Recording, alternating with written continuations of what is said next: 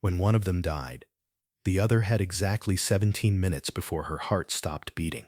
Not because she was injured, not because she was sick, but because they shared the same heart, the same circulatory system, the same blood flowing through two bodies that had been born impossibly fused together at the chest. Two girls who were somehow both separate people, and one organism simultaneously, an anatomical impossibility that physicians spent decades trying to understand, and that ultimately killed both of them when death came for just one. This is the story of Eleanor and Catherine Morrison, conjoined twins born in Salem, Massachusetts in 1866, who lived for 12 years sharing a single heart between two bodies, two minds, two souls trapped in one biological nightmare. And when Catherine died suddenly from a fall down a staircase on March 3, 1878, doctors watched helplessly as Eleanor remained conscious, aware, screaming for help while her sister's dead body hung from her chest and the heart they shared slowly stopped pumping blood to her brain. 17 minutes. That's how long Eleanor survived after her sister died. 17 minutes of knowing she was dying, of feeling her shared heart failing, of being trapped inside a body that was killing her because half of it was already dead. The medical records describe those 17 minutes in excruciating detail, how Eleanor begged doctors to save her, to cut her free from her dead sister, to do something, anything, how physicians tried desperately to stimulate the failing heart, to keep blood flowing to Eleanor's brain, knowing that the moment Catherine's side of their shared cardiovascular system ceased functioning, Eleanor would die regardless of whether her half of the body was healthy. How Eleanor's screams gradually weakened, how her eyes remained open and aware almost until the final moment, how she died still begging for life while attached to the corpse of her twin. Before we continue with the devastating story of Eleanor and Catherine Morrison, the conjoined twins whose medical impossibility challenged everything Victorian medicine understood about human anatomy, subscribe to Shadows of America and hit that notification bell. We release hour-long investigations every day at 9 a.m. and 6 p.m. EST. Let us know in the comments what state you're watching from, because what happened to these two girls and the medical experiments doctors performed trying to separate them will haunt you long after this video ends. Salem, Massachusetts in 1866 was a city still carrying the weight of its dark history, forever associated with the witch trials of the 1690s that had claimed 19 lives and had left a permanent stain on the community's reputation. By the mid-19th century, Salem had reinvented itself as a prosperous maritime and manufacturing center, its harbor filled with ships engaged in international trade, its factories producing textiles and leather goods that were sold throughout New England and beyond. The city's population had grown to over 14,000 people, and it had developed the cultural and educational institutions typical of a successful American city of the period. But Salem had never entirely escaped its past. The legacy of the witch trials lingered in the community's consciousness, a reminder of how quickly fear and superstition could overwhelm reason and compassion. This history would prove grimly relevant to the Morrison family in 1866, when Elizabeth Morrison gave birth to daughters whose physical condition would be viewed by some as evidence of witchcraft, of demonic influence, or of divine punishment for unspecified sins.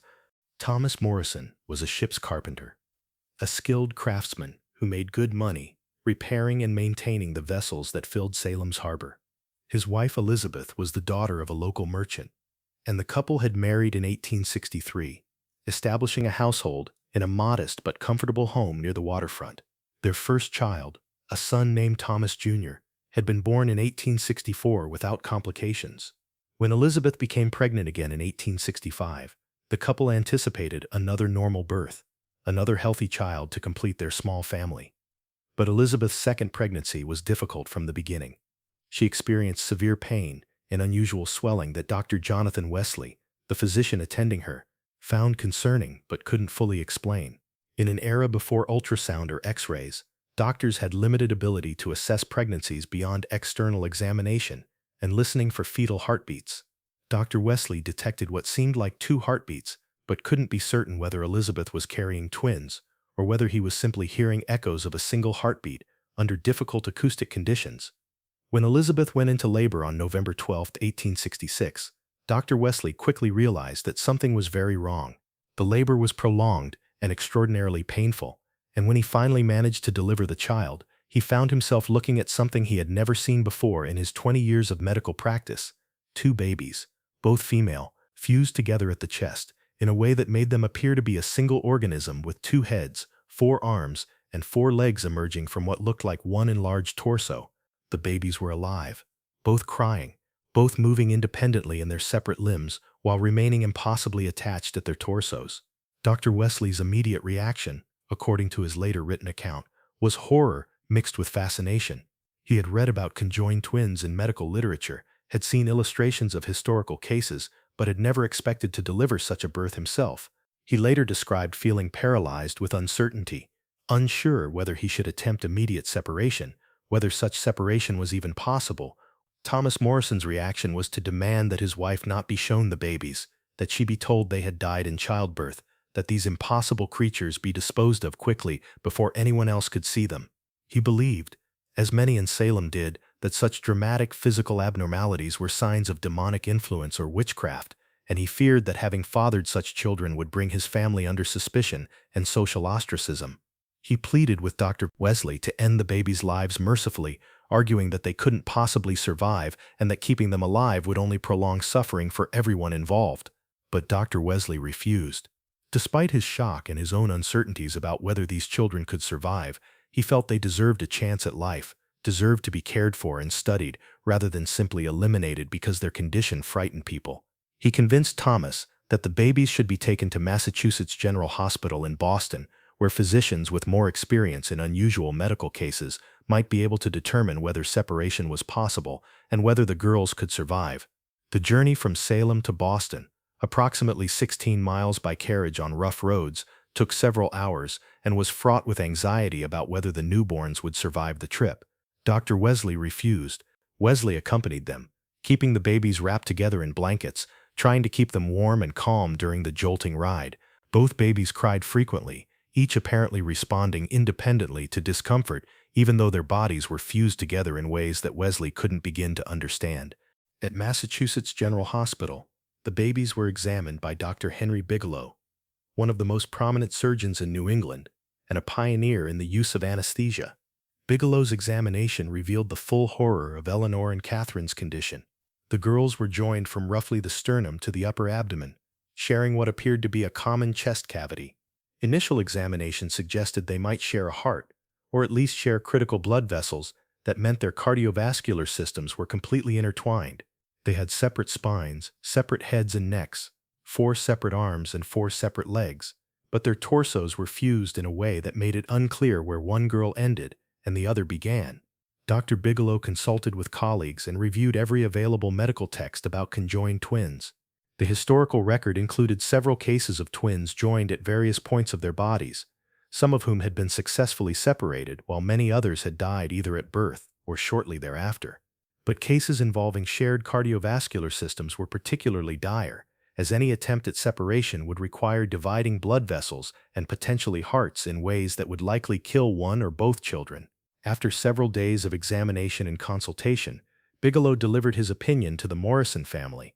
Separation was not possible with current medical knowledge and technique. Any attempt to surgically divide the girls would result in both of them dying on the operating table. The only option was to allow them to live as they were, joined together, and to hope that they might survive and adapt to their unusual condition. Bigelow estimated that the girls had perhaps a 10% chance of surviving more than a few months, and if they did survive, they would face a lifetime of extraordinary challenges and limitations.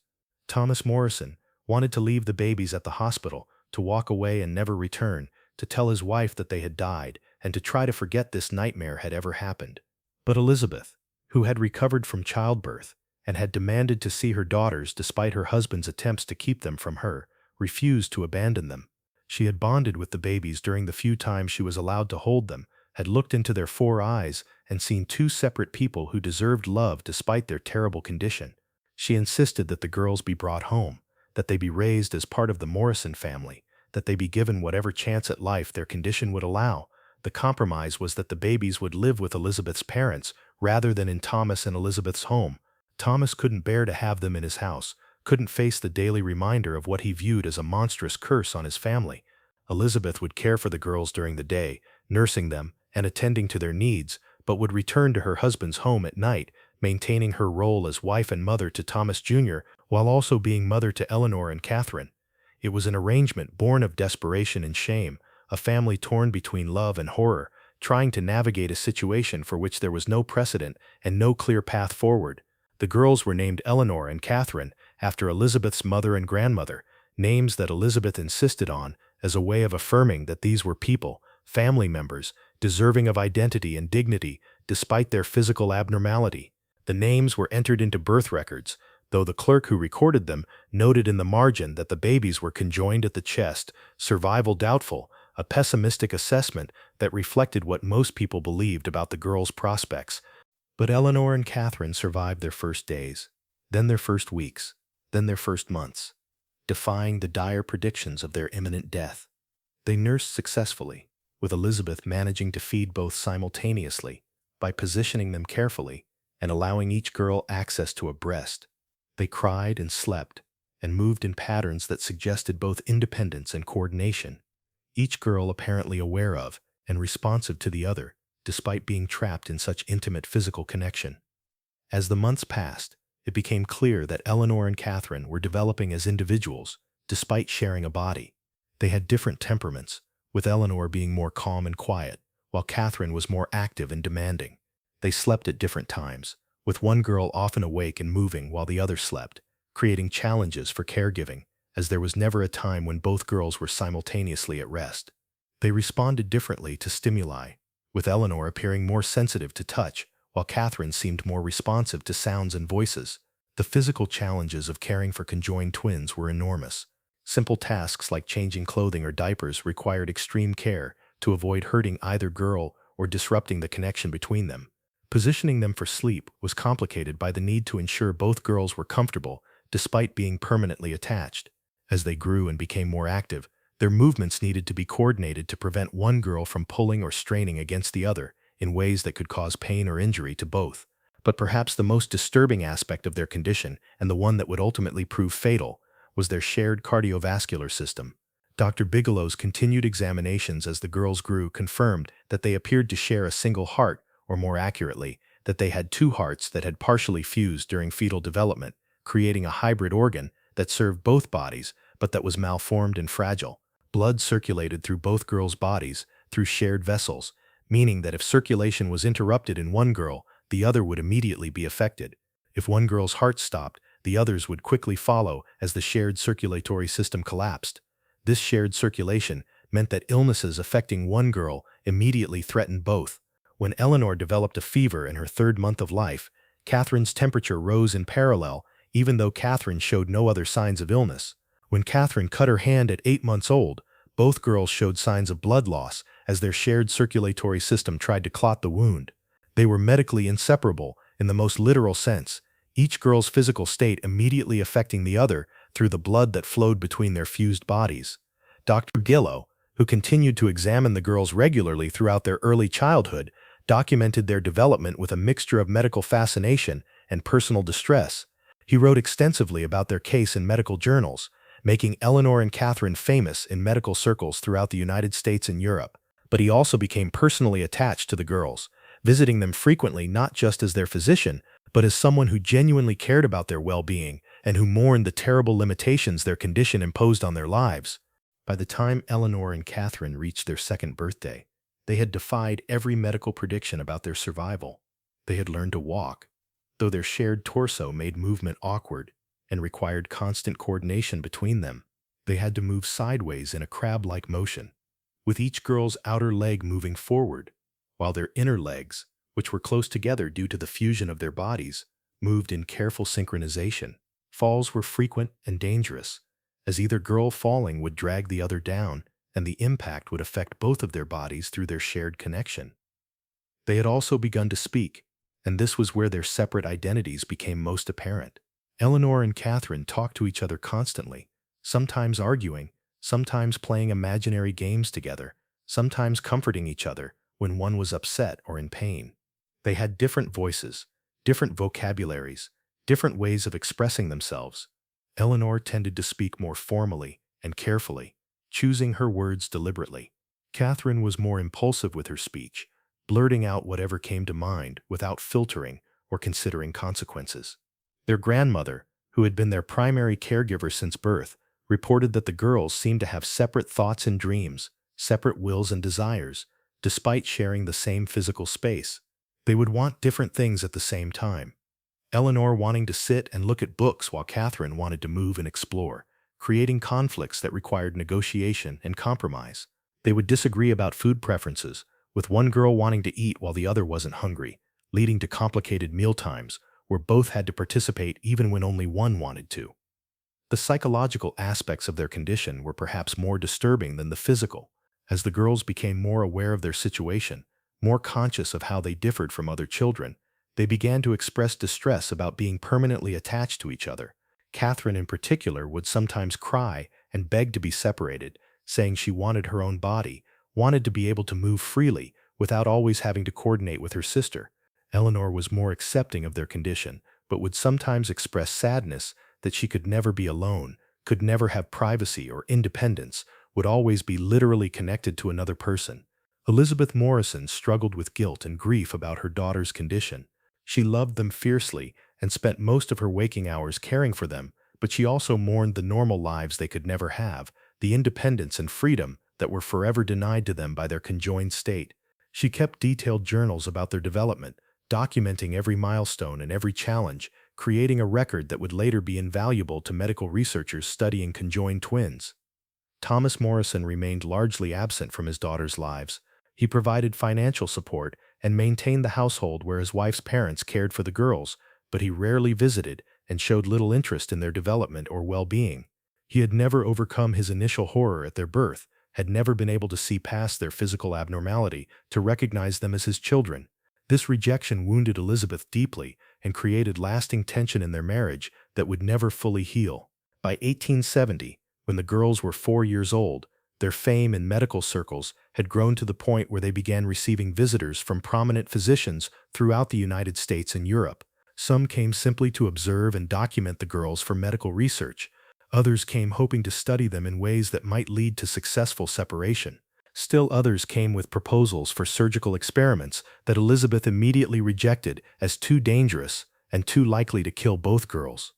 Dr. Edmund Harrison, a surgeon from Philadelphia who had been studying conjoined twins for over a decade, visited the Morrisons in the summer of 1870 with a proposal that Elizabeth initially found hopeful. Harrison had developed new surgical techniques that he believed might allow him to separate twins who shared blood vessels, using careful ligation to redirect circulation before making incisions that would divide the shared tissues.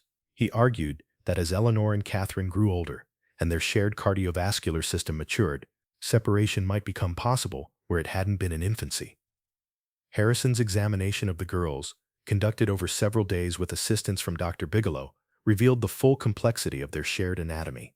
Using careful palpation and observation of how blood flow affected both girls simultaneously, Harrison concluded that they shared not just blood vessels, but appeared to have a single enlarged heart, located in the center of their shared chest cavity. This heart had some characteristics of two separate organs that had partially fused, with what appeared to be duplicate chambers that nevertheless functioned as a single pump, serving both bodies. This finding was devastating for hopes of separation. Harrison explained that dividing the shared heart would be impossible with current surgical knowledge. Neither half would be sufficient to support a separate body, and any attempt to cut through the organ would result in immediate death from blood loss or cardiac failure. Even if the heart issue could somehow be addressed, the shared blood vessels were so intertwined through their fused torsos that dividing them would require reconstruction beyond what surgical techniques of the 1870s could achieve. Harrison's conclusion was that Eleanor and Catherine would remain conjoined for life, that no surgical intervention could safely separate them, and that their best hope was to live as comfortably as possible while managing the unique challenges their condition created. He also warned Elizabeth about the ultimate danger their shared circulation posed. If either girl died or suffered cardiac arrest for any reason, the other would die within minutes, as their shared heart and blood vessels could not maintain circulation through only one body. This warning would prove prophetic 8 years later, but in 1870, it was simply one more source of anxiety for a family already burdened with more challenges than they could easily manage. Elizabeth redoubled her efforts to protect the girls from accidents or illnesses that might threaten either of them, knowing that losing one would mean losing both, that they truly were bound together in the most literal sense possible, not just in life but in death as well. As the girls grew older, their situation attracted increasing public attention.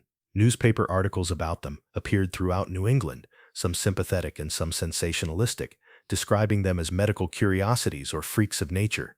Some writers speculated about whether they were two people or one, whether they shared thoughts and feelings, or had separate consciousness, whether they were examples of God's mysterious ways, or evidence of nature's occasional failures. This publicity brought visitors to the Morrison home, some with genuine interest in the girls' well-being, others with voyeuristic curiosity, still others hoping to exploit them for profit.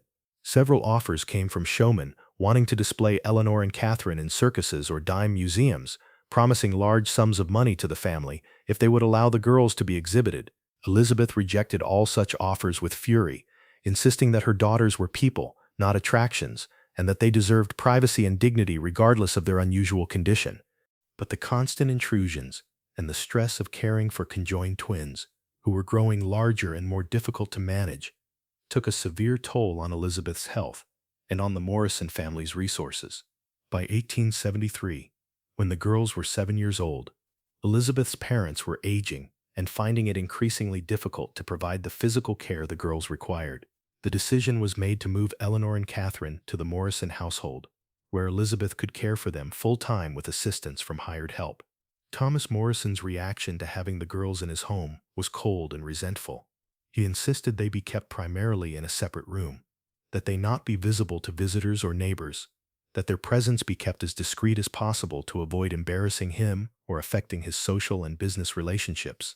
He provided the money necessary for their care, but offered no emotional support or affection, treating his daughters as burdens to be endured rather than children to be loved. Eleanor and Catherine were acutely aware of their father's rejection and of the way people reacted to them with horror or fascination rather than normal acceptance. They became increasingly withdrawn, interacting primarily with their mother and with the hired caregivers who helped with their daily needs. They developed elaborate fantasy worlds in their conversations with each other, creating stories about being separated and living independent lives, about being normal girls who could run and play without being bound together. Their 8th year, 1874, brought new physical challenges as puberty began to affect their bodies. The hormonal changes of early adolescence occurred at different rates in each girl, creating a disturbing situation where one body might be showing signs of development while the other remained more childlike. This physical asymmetry added to the visual strangeness of their appearance and created medical complications as their shared circulatory system tried to serve bodies that were developing at different rates. Dr. Bigelow continued his regular examinations and became increasingly concerned about the strain their shared heart was experiencing as they grew larger. He could hear abnormal heart sounds through his stethoscope, irregular rhythms that suggested the organ was struggling to pump blood efficiently through both bodies. He warned Elizabeth that the girls' life expectancy might be limited, that their shared heart might not be able to sustain them into adulthood, that each year they survived should be considered a gift rather than something taken for granted. This prognosis cast a shadow over the family's life, creating a sense that Eleanor and Catherine were living on borrowed time, that at any moment their fragile shared biology might fail. Elizabeth found herself watching constantly for signs of illness or weakness in either girl, terrified that any symptom might be the beginning of the end. The girls themselves seemed to sense this anxiety and began asking questions about death, about what would happen to them, about whether they would die together or whether one might somehow survive the other. These conversations were heartbreaking for Elizabeth, who struggled to find words to comfort daughters whose medical reality was so grim. She told them that God would protect them, that they were special and loved, that they should focus on living rather than worrying about dying. But the girls had overheard enough medical discussions, had understood enough of what doctors said about their condition, to know that their future was uncertain and their survival was unlikely to extend much beyond adolescence. In 1875, when the girls were 9 years old, Thomas Morrison died suddenly, of a heart attack at age 42. His death removed the primary source of financial support for the family and forced Elizabeth to consider options she had previously rejected. Several showmen and entertainment promoters approached her again, offering substantial sums if she would allow Eleanor and Catherine to be displayed publicly. The offers came with assurances that the girls would be treated respectfully, that the exhibitions would be educational rather than exploitative, that this was a legitimate way to earn income while also advancing medical knowledge about conjoined twins. Elizabeth agonized over these offers, but ultimately refused them all. She couldn't bear the thought of her daughters being stared at and treated as curiosities, regardless of how much money might be involved. Instead, she took in boarders, did sewing work, and accepted financial assistance from her parents and from charitable organizations that had heard about the family's situation. The financial strain was enormous, but Elizabeth maintained that protecting her daughter's dignity was more important than money. The girls spent most of their time at home, educated by a tutor that Elizabeth hired using funds donated by a local charitable society. They learned to read and write, studied history and literature, showed particular aptitude for music and art. Their intelligence was clearly normal despite their physical abnormality, and they developed individual interests and talents. Eleanor loved poetry and spent hours reading and memorizing verses. Catherine was drawn to drawing and painting, creating images with a surprising skill despite the awkwardness of having to coordinate movements with her conjoined sister. By 1877, when they were 11 years old, Eleanor and Catherine had developed distinct personalities that were in some ways opposites of each other. Eleanor was introspective and pessimistic, often expressing certainty that they would die young and that their lives were fundamentally tragic. Catherine was more optimistic and determined, insisting that they would find ways to live full lives despite their limitations, that being conjoined didn't mean they couldn't experience joy and meaning. These different outlooks created tension between them, particularly as Catherine became increasingly frustrated with their physical limitations, while Eleanor seemed more resigned to accepting them. Catherine would sometimes try to move or do things that required coordination.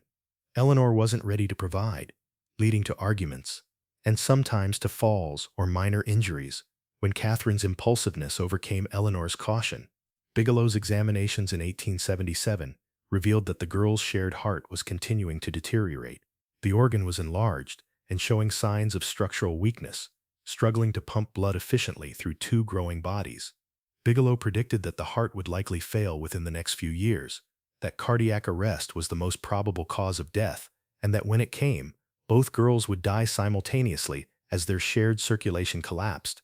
This medical assessment prompted Eleanor and Catherine to have increasingly serious conversations about death and what it meant that they would die together.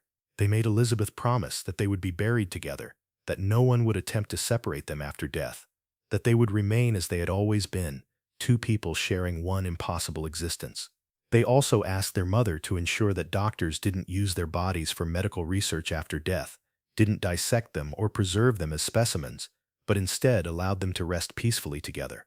The winter of 1877-1878 was harsh in Massachusetts, with heavy snows and bitter cold that kept Eleanor and Catherine confined indoors for weeks at a time. They became increasingly restless and irritable, arguing frequently about small things, testing the limits of their forced cooperation. Catherine developed a fever in January that affected both girls through their shared circulation, making both of them seriously ill for several weeks. They recovered, but the illness left them weakened and more susceptible to the respiratory problems that were common in the damp, cold climate of coastal New England. March 3, 1878 began as an ordinary day. Elizabeth was managing household tasks while keeping an eye on the girls, who were playing a simple game in their room involving cards and storytelling. Around 2 o'clock in the afternoon, Catherine wanted to go downstairs to get a book from the parlor, while Eleanor wanted to remain in their room to finish the game they were playing.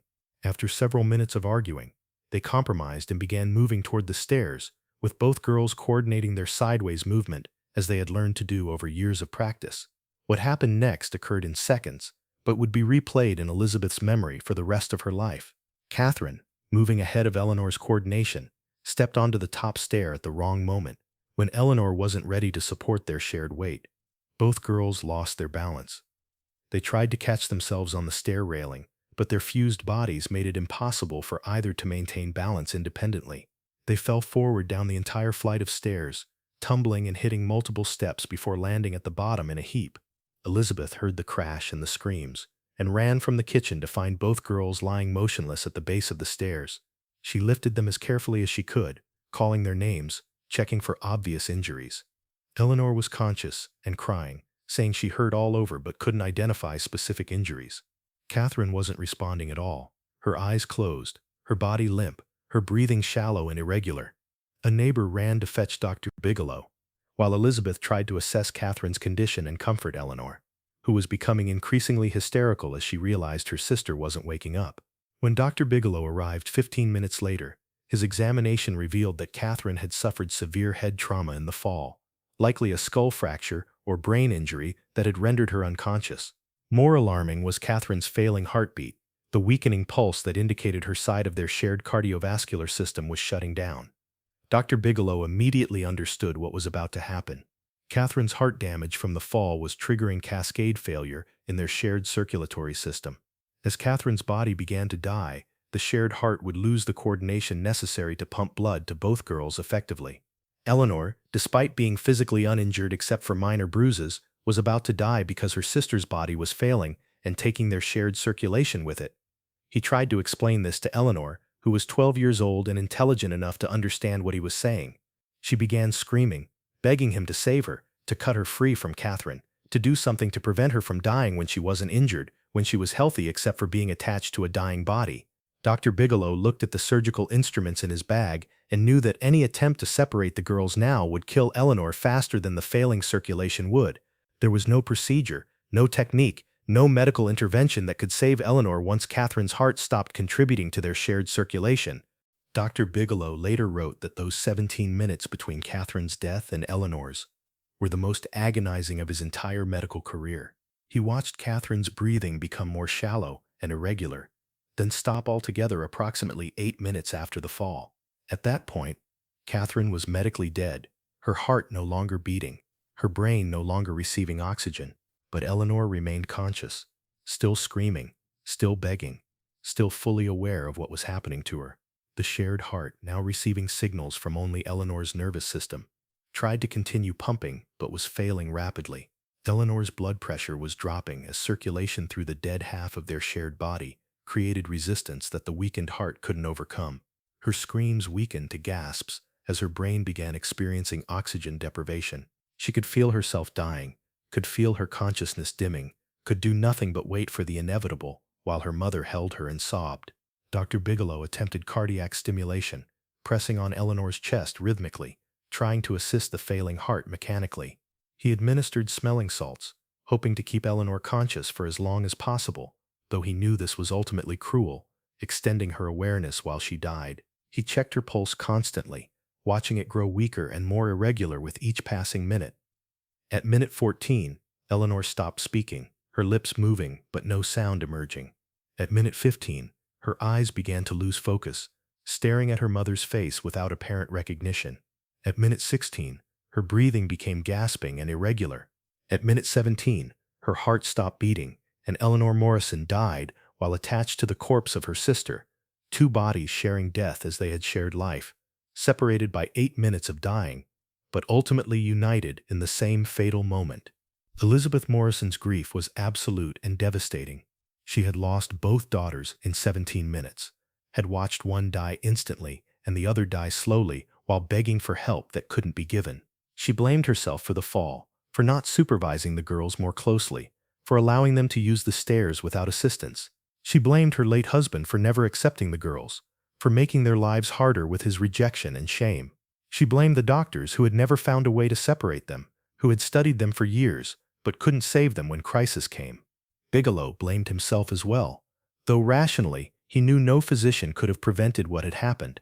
He had warned the family for years that the girls' shared circulation made them vulnerable, that death of one would mean death of both, but the warning had done nothing to prepare anyone for the actual experience of watching it occur.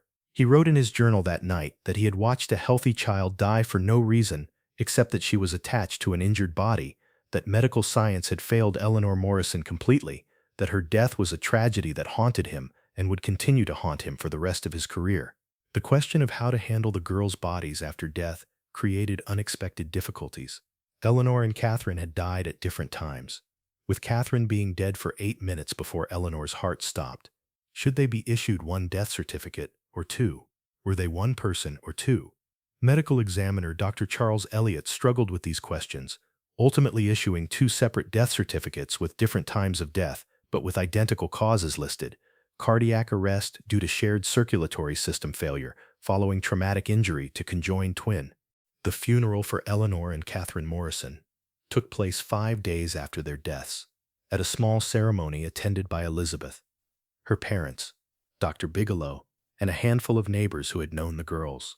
Thomas Morrison's relatives did not attend, maintaining the same distance from the girls in death that Thomas had maintained in life. The girls were buried in Salem's Harmony Grove Cemetery in a single coffin, dressed in identical white gowns, positioned as they had always been, side by side, inseparable, together forever in death, as they had been forced to be in life. Elizabeth had rejected multiple requests from medical institutions that wanted to preserve the girls' bodies for study, to dissect them to better understand their shared anatomy, to contribute to medical knowledge about conjoined twins. She remembered the girls' request that they be allowed to rest peacefully, that they not become specimens or curiosities after death. She insisted on immediate burial and refused all offers of compensation in exchange for allowing medical examination of the bodies. But Dr. Bigelow, with Elizabeth's reluctant permission, had made detailed measurements and anatomical notes during the brief time between the girls' deaths and their burial. He had examined their shared connection as thoroughly as possible without performing dissection, documenting the extent of their fusion and the nature of their shared cardiovascular system. These notes, combined with the extensive records he had kept throughout their lives, would become an important medical text on conjoined twins that was published in 1880 and remained a reference work for decades afterward. Bigelow's published account of the Morrison twins included his conclusions about why separation had never been possible and why Eleanor's death had followed Catherine's so quickly. He explained that the girls had shared a single malformed heart that was essentially two hearts partially fused into one enlarged organ. This heart had 4 chambers, like a normal heart, but with abnormal connections that allowed blood to circulate through both bodies simultaneously. When Catherine died, her side of the cardiovascular system lost the neural signals necessary to maintain circulation, creating resistance that the heart couldn't overcome.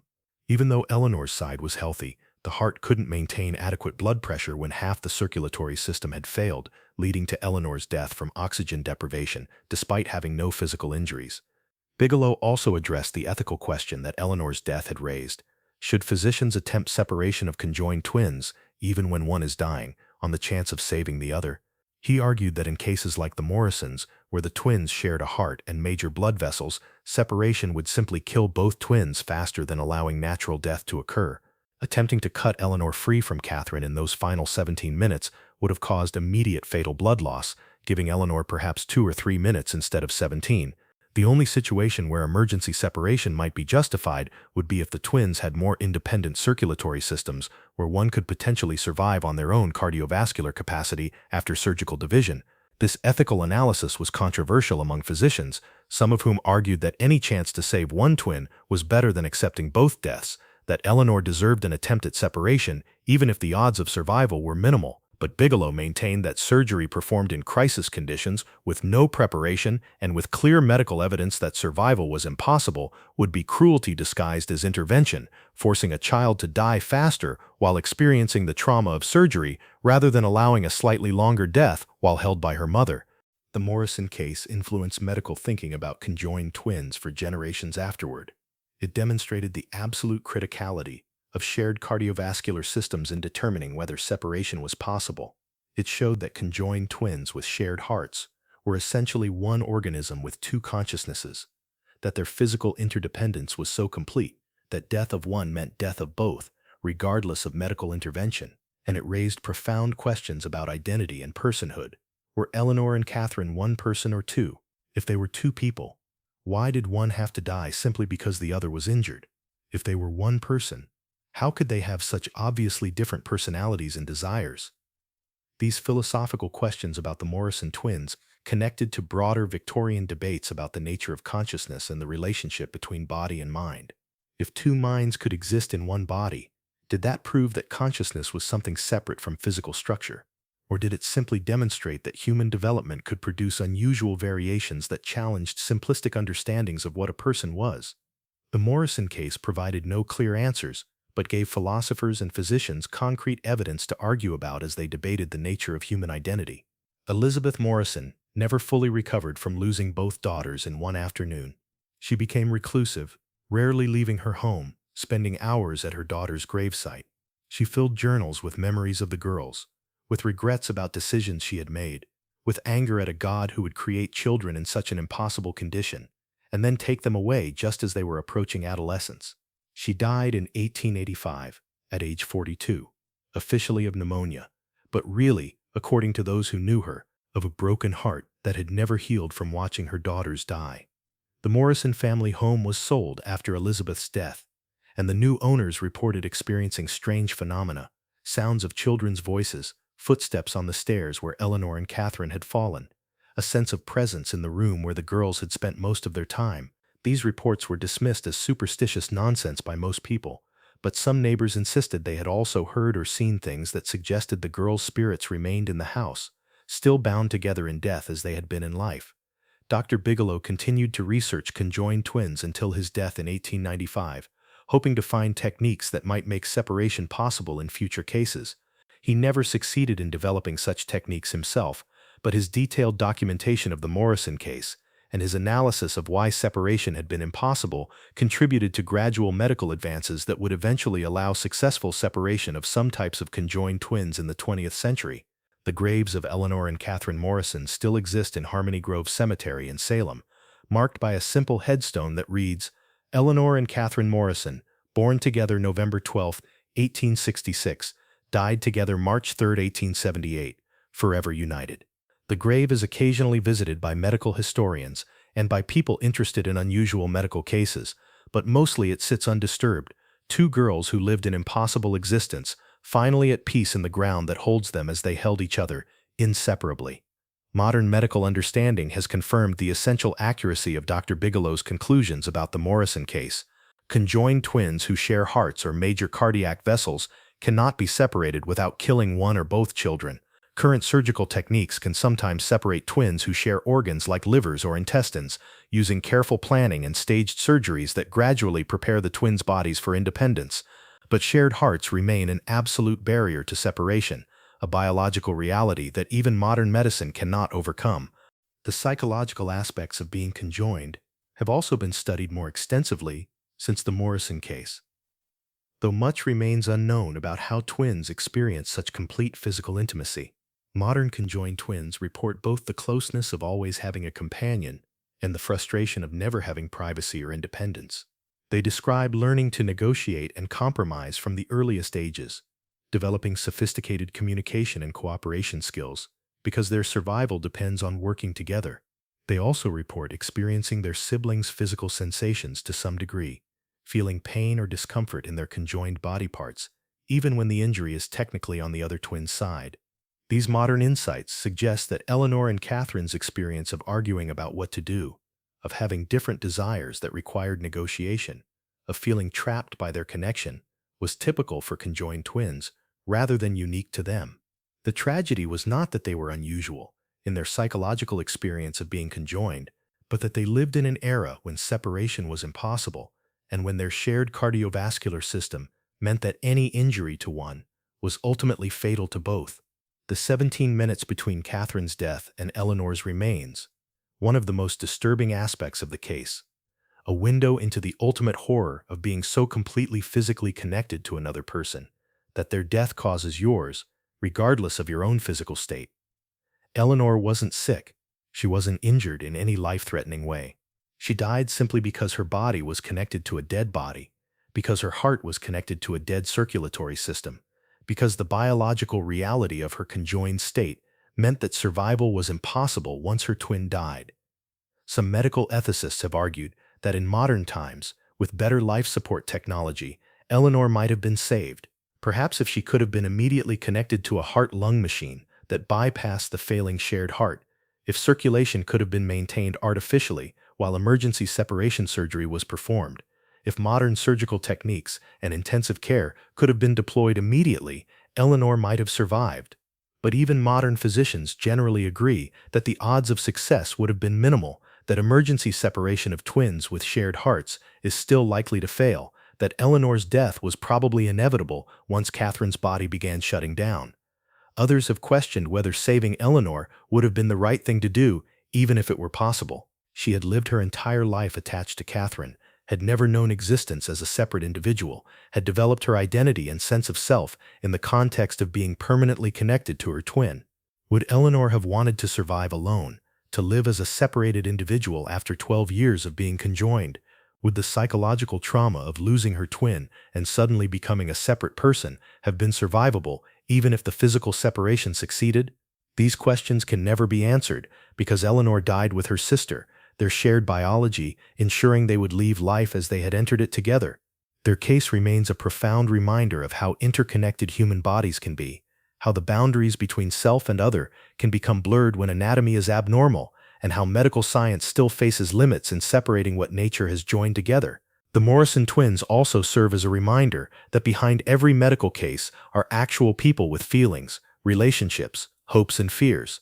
Eleanor and Catherine weren't specimens or curiosities, despite how they were often treated. They were children who loved their mother, who had preferences and personalities, who created imaginary worlds in their play, who feared death and longed for independence they could never have.